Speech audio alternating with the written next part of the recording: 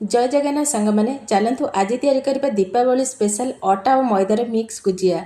अटारे तो आगु आपण मैंने गुजिया को बनैथिबे हेले गोटे थर मो प्रोसेस रे अटा और मैदा को मिक्स करके ए गुजिया को बनातु सतरे खाइबा पाए बहुत बढ़िया लागिबो। ना अटार फ्लेवर आसीबो ना मैदार फ्लेवर आसीबो, दुईटा जाक मिसी गला परे ए गुजिया रे गोटे नुआ फ्लेवर आसीजिबो। नमस्कार, सस्मिता कुक्स पर चैनल आ गोटे नुआ रेसिपी सहित आपण मानकु अनेक अनेक स्वागत करुछि। आज रे ए गुजिया ऊपर टिके क्रिस्पी रहिबो, भीतर टिके जोसी रहिबो, खाइबा पई बहुत बढ़िया लागिबो। बनेबा मध्ये बहुत सहज, 20 रु 25 मिनिट समय लागिबो। तले चालंतु डेरी न करिके आज रे ए स्वादिया रेसिपी को आरंभ करिबा। एठी आमे प्रथमे गुजिया पे नड़िया पुर बनै नबा। सेति पई देखंतु फ्लेम ऊपर गोटे कड़े बसिछि। एबे आमे गोटे मीडियम साइज रो कोरा हेतबा नड़िया को ए कड़े रे दे देबा। तापरे जेतिके एठी नड़िया नेले तार आधा एठी आमे चीनी नबा। तामाने एठी गोटे गिना नड़िया कोरा पई एठी आमे आधा गिना चीनी दबा। चीनी जगह आपण मैंने गुड़ दे पारे। तापर ये आपण मैंने केतिकी मिठा खाइबे से हिसाब से चीनी किंबा गुड़ कम बेसी करें। एबे कौन करबा फ्लेम को लो टू मीडियम रे रखिबा। 2 रु 3 मिनिट पर्यंत नड़िया रे टिके कलर आसीबा जे एठी हमें नड़िया को भल भाव में भाजी नबा। सांग मैंने आज वीडियो जदि आपण मानकु भल लागिबो लाइक करबे, शेयर करबे, चैनल रे नुआ थिले प्लीज सब्सक्राइब करनेबे, फेसबुक पेज रे देखुथिले फॉलो तो निश्चय करनेबे। एठी देखंतु पाखापाखि 2 रु 3 मिनिट हे गलानी, नड़िया रे बहुत बढ़िया गोटे कलर आसी गलानी। एठी हम नड़िया बहुत भल भाव में भाजी हे गलानी। एबे कौन करबा ना एतरे हमें आधा चामच गोलमरिच गुंड पकेबा। आको निश्चय पकेबे, बहुत बढ़िया फ्लेवर आसीबो।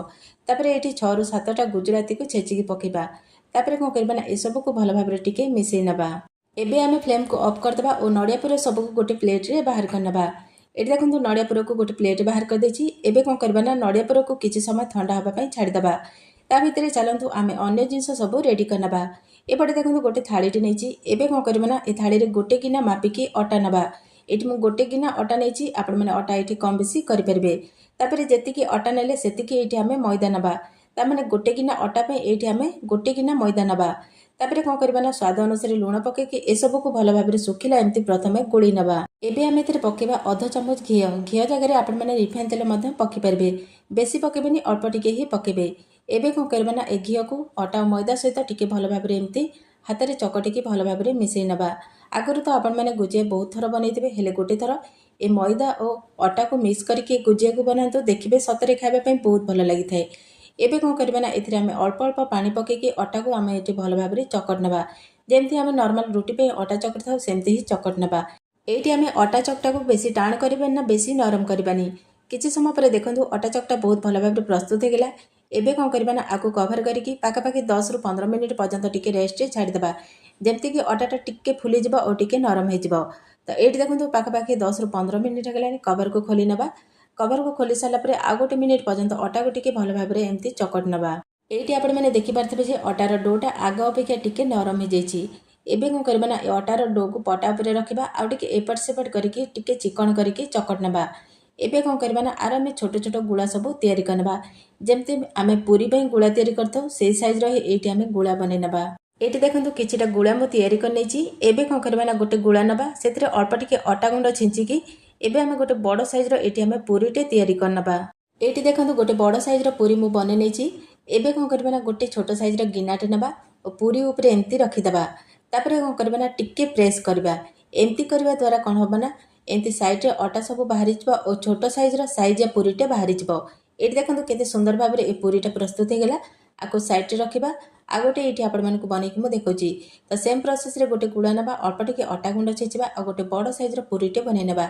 तापरे गोटे गिना रखिकी ताको एमती प्रेस कर दबा। एठी देखंतु केते सुंदर भाबरे छोट साइज रो साइज या पूरीटे बाहरी गला। तो एठी देखंतु सेम प्रोसेस रे सब जक गुळा रे ए पूरी को मु बनै नेची। एबे चलंतु आमे गुजिया बनै नबा। गुजिया बनैबा पूर्वर जो नड़िया पुर को आमे ठंडा होबा पई छाडथिले, देखंतु बहुत भल भाबरे ठंडा हे जाईची। ताको पाखु को नै आसीबा। तापरे कोन करबा ना जो पूरी बनैथिले ए पूरी रो गोटे बां हाथ रे एमती धरिबा। तापरे गोटे चामच रो 1.5 चामच खंडे एठी हमें नड़िया पुर को दबा। नड़िया पुर को दे साला परे नड़िया पुर को टिके एमती सेट करनबा, जेमती कि नड़िया पुर एपट सेपट हबा नै। तापरे कोन करबा ना ए पूरी रो चारिपटे अल्प टिके टिके पानी को लगै नबा। तापरे कोन करबा ना फोल्ड करिकी ए पूरी रो मुहटा को एमती बंद कर दबा। एठी आपण माने गोटे कथा ध्यान रखबे जे ए पूरी रो मुह को जेतेबेले एमती बंद करिवे सेतेबेले कोन करिवे ना हाथ रे भल भाबरे टिके एमती चिपी देबे, जेमती कि पूरा सब बाहरी न जाओ। एबे चलंतु आको हमें टिके डिजाइन बनेबा। एठी आपण माने चाहिले एमती प्लेन मध्ये ए गुजिया को बने परबे। एठी हमें टिके ए गुजिया को डिजाइन करबा। तो एठी आपण माने देखि पारथबे मु केमती बनौची। एठी कोन करिवे ना जो गुजिया रो ऊपर पट धड़ीटा अछि ताको टिके टिके मोड़ी देबे, देखिबे बहुत सुंदर भाबरे बिना छांचरे बहुत सुंदर गुजिया प्रस्तुत हो।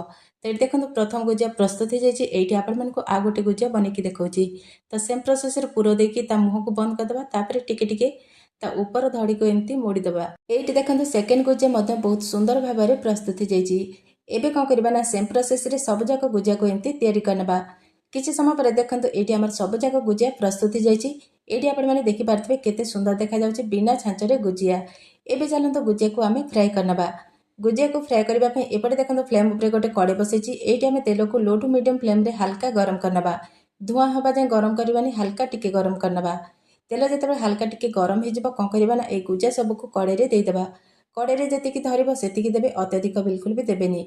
कड़े गुजिया को पकई सारापर सांगे सांगे ओल्टे माने गोटे मिनिट छाड़देबा। तापर जाकि ओल्टेबा। गोटे मिनिट पर गोटे चामच नबा और गुजिया सबको ये आम ओल्टे नबा। ये आपण मैंने गोटे कथा ध्यान रखिए फ्लेम को बिल्कुल भी हाई करें ना लो करें। ए गुजिया को लो टू मीडियम फ्लेम रे ही छणा जाए। हाई फ्लेम रे छाणीदे कौन हम ना ऊपर तो जल्दी लाल हो भीतर कंचा रही गुजिया खावाई बिल्कुल भी भल लगे। तो कौन करें ना लो टू मीडियम फ्लेम रे पाखापाखि 5 ରୁ 6 मिनिट पर्यंत क्रिस्पी और लाल कलर हवा पर्यंत छाणी नबा। ये देखो पाखापाखि 4 ରୁ 5 मिनिट होगा गुजिया गोटे बहुत बढ़िया कलर आसीगला। आउ गोटे ରୁ 1.5 मिनिट पर्यंत आउ टिके लाल कलर हवा पर्यंत आपको आम छाणी नबा।